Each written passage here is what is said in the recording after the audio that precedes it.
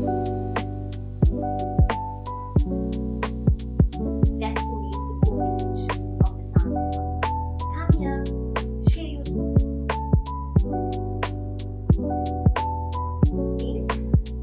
From the Northlands, born and raised in PE, I belong to a Clintonian mother. Hey guys, welcome back. It is that time again. It is time for If Not, Why Not? So welcome to this episode of The Sounds of Whatnots. My name is Jocelyn Joss. I am your host, and today I want to give a big shout out to my brother, Mac, the promoter. Thank you, my broer. Thank you. It's just the two of us, and I do owe you an apology. There was a little bit of a pause from our side, but we are here to wish you all the best for the holidays and give you 2 parts of episode 5, which is titled Behind the Mic, a Personal Touch. Now, what does that mean, you say? Well, the guys felt like people must send me a few questions to get to know me a little bit more, alright? And at first it was like, gaan die mense nou regtig belangstel? And I actually got about 18 to 20 questions, and I thought, you know what? Let's dive in. So here we go. Let's get to know a little bit about your host, Jocelyn Joss. Right. Shall we jump into it? Question number 1 says, and I think I know who asked me this question on the socials, but it was something like, what inspired you to start your own podcast? Well, I think it wasn't a thing of being inspired just yet. It was a thing of just doing it. Because I've been wanting to do podcast for years. When it just came on the scene and everybody was wondering, is this gonna work? Is it the right thing to do? And I always told myself, I talk for a living. I literally talk for a living. I'm a trained, qualified actress, director, scriptwriter, MC, radio host, voiceover artist, and now a podcaster. And I use my instrument, which is my voice. So why not jump onto the digital platform, which is podcasting? I mean, at the minute, social media is way bigger than TV and radio, combined. So I thought, why not? Seeing that everybody and their mom is doing it, but I wanted a platform that feels like home. I wanted a platform that feels like I don't have to just speak to a politician, or I don't have to speak just to a celebrity. I want to speak to someone's mom, someone's sister, someone's cousin. I want to speak to someone who experienced real life battles, you know. I don't want to make it seem like this is a podcast just for the glitz and glamour or just for certain conversations. So I think that's the reason why I decided, you know what, let's just do it. But there is, in fact, a story behind it. But we'll get to it later. So yeah, that is what initially transpired, and that is why I just decided, you know what, it's now or never. So that happened. Now the next question, and I kind of feel like these questions go hand in hand. The next one says, why did you choose the entertainment field? Ooh, Jay Frano, for me, why did I choose the entertainment field? I don't think I chose the entertainment field. I think the entertainment field chose me. I remember being 4 years old, or 3 or 5 years old, and I remember watching TV, and I genuinely thought I can take a knife, cut the TV open, and be inside, because I wanted to be on TV. So from a very, very young age, I knew what my calling was. I knew that this is something that I genuinely need to do. Not because I thought I was an artist. No, I'm a born artist. This is what I'm chosen for. I don't want to do anything else with my life. But because the industry is a dog-eat-dog industry, you kind of have to open your horizon to accept other things or learn a new skill. So I'm not saying you need to have a plan B. I never had a plan B. God just came in and said, here's your foundation. So if whatever else goes, whatever way, I still have the foundation. But I think luckily, or rather I'm blessed enough to have my art intermingle or sort of become part of every other thing that I do. So I always say being in the entertainment industry is not a 9 to 5. It's a lifestyle. You're either an artist or you're not. Because imagine waking up 4 o'clock the afternoon to go and shoot tonight at 7, get home tomorrow afternoon. It's not for the weak. And you also need to understand that whatever journey you take in the entertainment industry also affects those around you, because it is exceptionally time consuming. So, yeah, to answer the question, after all the gebabbelery, I don't think I chose it. I think it chose me. So, I hope that makes sense. So, my cousin actually sent this question through. Hi, Courtney. She says, tell us your story. The one that led to you starting your own podcast. Gaan kry vir julle popcorn. Het jy popcorn uit jou bag? Okay, so this is the story. I'm not gonna give you all the details, but this is what happened. So a lot of you guys know that I was at a radio station, and I first started out in drive time, so that was prime time, 6 to 6 radio, okay? And that is where I really found the radio personality in me. I then later on started doing an entertainment show, which made a lot of sense because it's what I do, right? And it went well. I was under 4 managers or rather for 4 years, I was under 4 managers in my time at the radio station. The last manager, this is where things, in my opinion, went south. So a lot of things transpired, and after being suspended off air, and I was informed I'm suspended off air, I responded, and that was supposed to lead to a meeting, let's sit, let's talk, how can we figure this out, and that never happened. This year, January the 4th, I was supposed to return back on air, and I was told by my then co-host that I'm no longer there. Imagine the shock. I was like, wie ek? Was ek nie meer? So I heard I'm no longer at the radio station. I never resigned.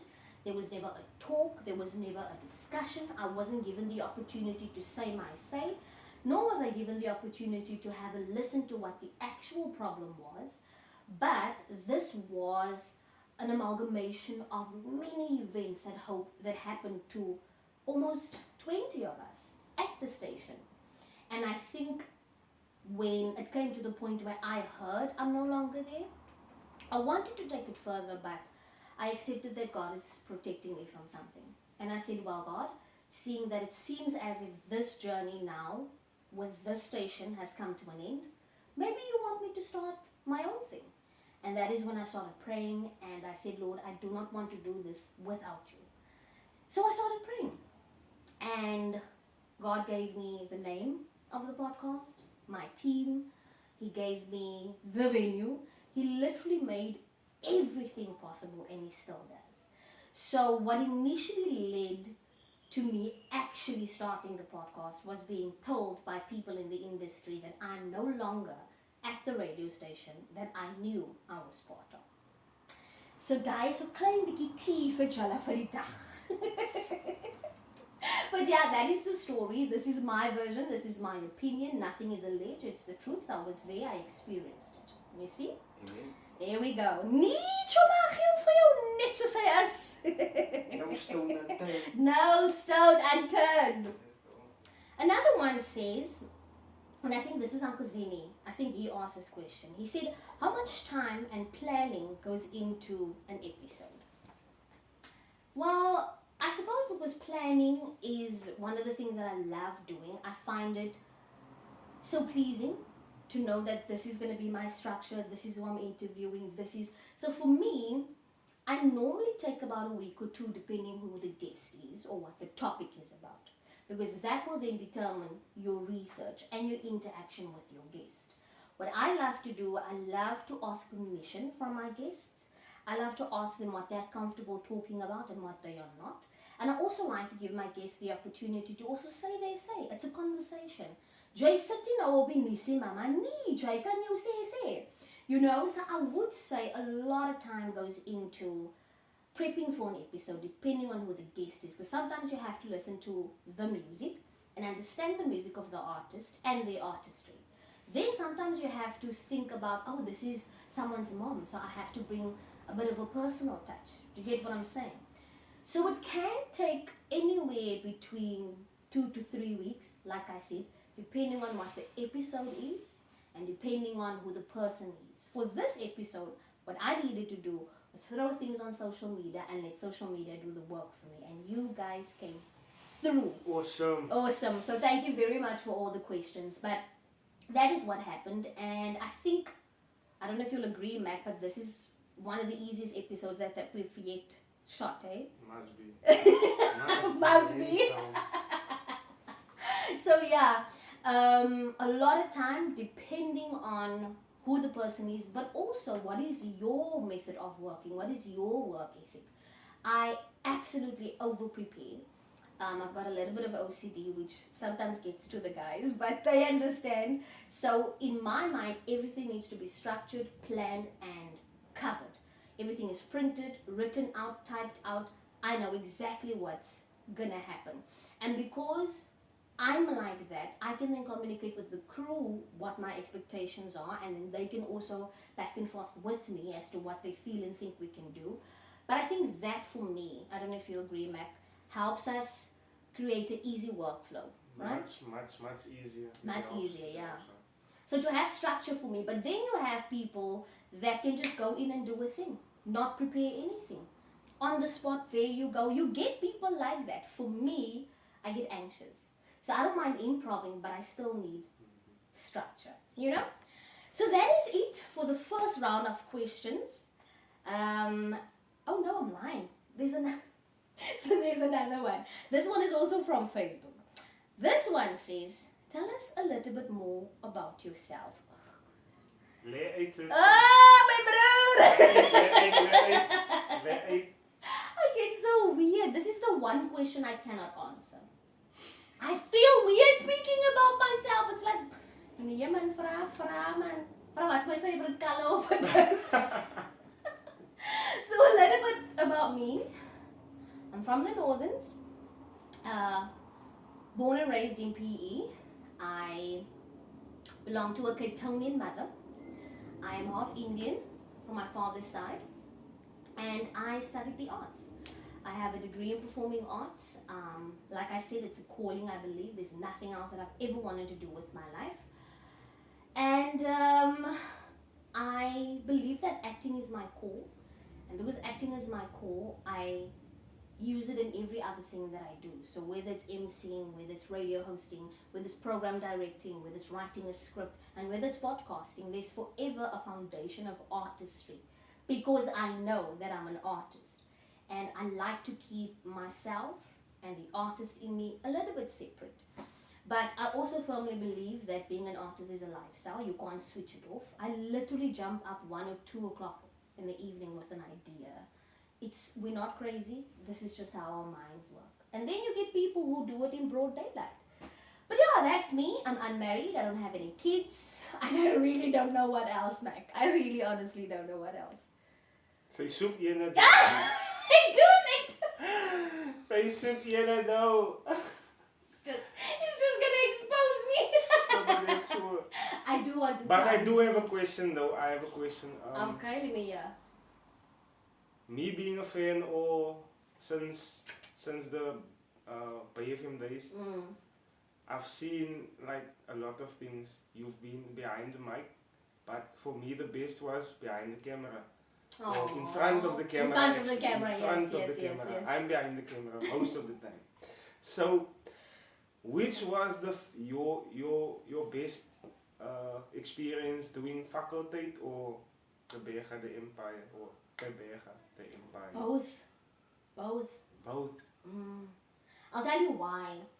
For both of them, I didn't have to. I was called to audition for it, so that already told me that I'm supposed to be here. Yes. Because for Gebega the Empire, I went in as an extra. Oh. I was just sitting there, and then because I know the actors, because we're in the same industry, one of them walked past and said, "Joss, what are you doing here?" And I was like, "Hi," and I told her what was happening. And then another friend came and he was like, hi, show me why you're here. He plays stocky actually. We played stocky actually. Ayanda. And then Ayanda went to Ovayo and Ovayo said, wait, Jocelyn, are you trained? And I said, yes, I'm a trained actress. And I stayed for the day. I shot the extra role that I went for. And before I left, they said, no, they can't use me for the extra role because they actually have a role for me the Saturday. Hey. So I did an audition for that role. So I played the doctor for about 12 to 15 scenes, I think. And absolutely brilliant. From crew to production. This is actually where we met Caleb. This is actually where I met Caleb, who's also part of the crew. Oh, yeah. Yeah, so this is where I met Caleb. But I didn't know it's that Caleb. You know, when he joined us, I didn't know that that's the Caleb. So amazing. From transport to before you go and shoot, before you shoot an episode, there's someone who literally comes and just runs your lines with you. They are top tier. Sure. Absolutely top tier. I didn't even go fetch my own food. There's an AD that's assigned to you to actually, bring you your stuff. Amazing. And then the faculty, I auditioned, and then ETV said they're approving me for the character, and they flew me up, and once again exactly the same treatment. You get your makeup is done, your hair is being looked after, you are being given proper structure, you're being given proper instructions, you're being taken care of, you are being like, when I did the faculty, guys, I was sick. I didn't know that I needed an operation at the time. I was sick. I promise you, Matt, those people looked after me. They were willing to pay for private doctors, they were willing to pay for tests, they looked after me. Sure. So thank you for asking the question, because that just takes me back to where I said acting is my core. I believe Because so. I enjoy the faculty. It's like heavy, comical. Very entertaining. And you know me, I've got green fingers. So, We see a cry. Yeah, wait, show me. Yes. We did want it to get renewed for season 3, but I do understand that the channel decides otherwise, and you don't have a choice. You know. Better days. Yay! It better come. It better come. So, the next one, let me just quickly put it down here, is, how did you come up with the name of the podcast? How did I come up with the name of the podcast? I said to the Lord, I need a name. Because remember I said in the previous answer that I gave you that I'm not starting this without the Lord. I'm doing it with Him. I want to be absolutely nowhere. If He doesn't want me there, I'm not going. You understand? So, I said, Lord, you know me. I'm an artist through and through. How can I create a platform that ties everything together? Who I am as a person, as an artist, but also everything else that I do in my artistry. And I said, Lord, I want the name to be special. I just didn't think that it would be a tongue twister for some people. So the name of the podcast is The Sounds of What Nots. Okay? One morning I woke up, I was standing at the counter and I made coffee. And the word just came up, the sounds of. And I was like, that makes a lot of sense. Because it's actually a radio term that we use when we back announce a song. So you would go and say, and that's the sounds of Tivin Campbell with I'm laughing from back behind the camera.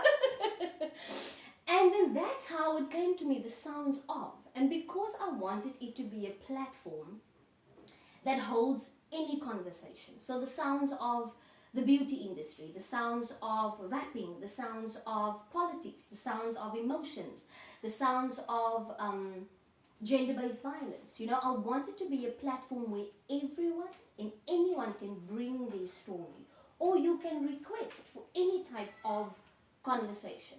So it was just the sounds of. Then when we created the artwork for the podcast and the posters and whatnot, someone said the sounds of whatnots, because whatnots represent anything. And that's how the name came, the sounds of whatnots. So basically what it says is it can be the sounds of anything and everything. That's what I feel. So yeah, that's how I came up with the name. It was a team effort indeed. But let me just say it again. The name is the sounds of whatnots. That's the sound. And that's how I came up with the name. Okay. Well, what a beautiful episode that was. I had so much fun explaining to you and sharing with you just my life experiences and where I am at the moment. So thank you so much for all your questions. We can actually do this again. So my socials are open for you to send me your questions, leave a comment, a like, whatever you would like to do. That is on Joss and Joss / the sounds of whatnots. And this is how we wrap episode 5, which is titled Behind the Mic, a Personal Touch. And that is how we wrap episode 5, titled Behind the Mic, a Personal Touch. From the sounds of whatnots and myself, Justin Joss, season's greetings, love to you and yours.